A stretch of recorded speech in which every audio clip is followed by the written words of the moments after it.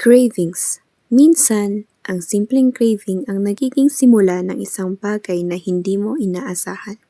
Noong panahon ng pandemic, maraming restrictions. Limitado ang paglabas, maraming bilihan ang nagsara, at hindi basta-basta mabibili ang mga pagkain gusto natin. Dahil hindi ko masatisfy ang cravings ko, naisip ko na lang na subukan itong gawin sa sarili kong paraan, sa pamamagitan ng pagbibake. Isa rin sa mga naging inspiration ko ang ate ko. Habang pinapanood ko siya at habang mas lalo akong naengganyong matuto, unti-unti kong natuklasan na ang baking ay hindi lang tungkol sa paggawa ng cake. Isa pala itong proseso ng pag-aaral, pagtsatsaga, at patuloy na pag-improve ng sarili.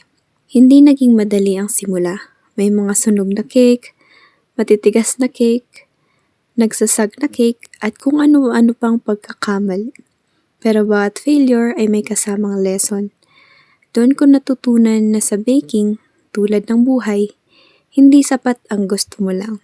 Kailangan mo maging patient, observant, at willing matuto sa bawat pagkakamali. Habang tumatagal, natutunan ko ang kahalagahan ng tamang measurements, tamang temperature, tamang mixing techniques, at maging ang simpleng pagsaseparate ng egg whites at egg yolks. Napagtanto ko na may dahilan kung bakit mahalaga ang bawat step.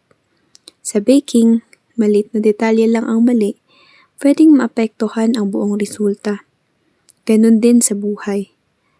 Ang maliliit na effort na ginagawa natin araw-araw ang unti-unting bumubuo ng mas malaking improvement. Hanggang ngayon, marami pa rin akong gustong matutunan. Pero masaya ako dahil sa isang simpleng craving, nagkaroon ako ng bagong skill, bagong passion, at bagong confidence sa sarili ko. Ang dating gusto ko lang tikman, ngayon kaya ko nang gawin at may bahagi sa iba.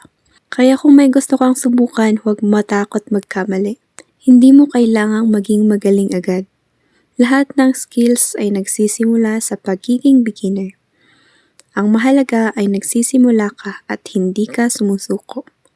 Thank you, Lord, for turning a simple craving into a journey of learning, growth, and purpose. Sometimes, what starts as a craving becomes a skill, and what starts a skill becomes a passion.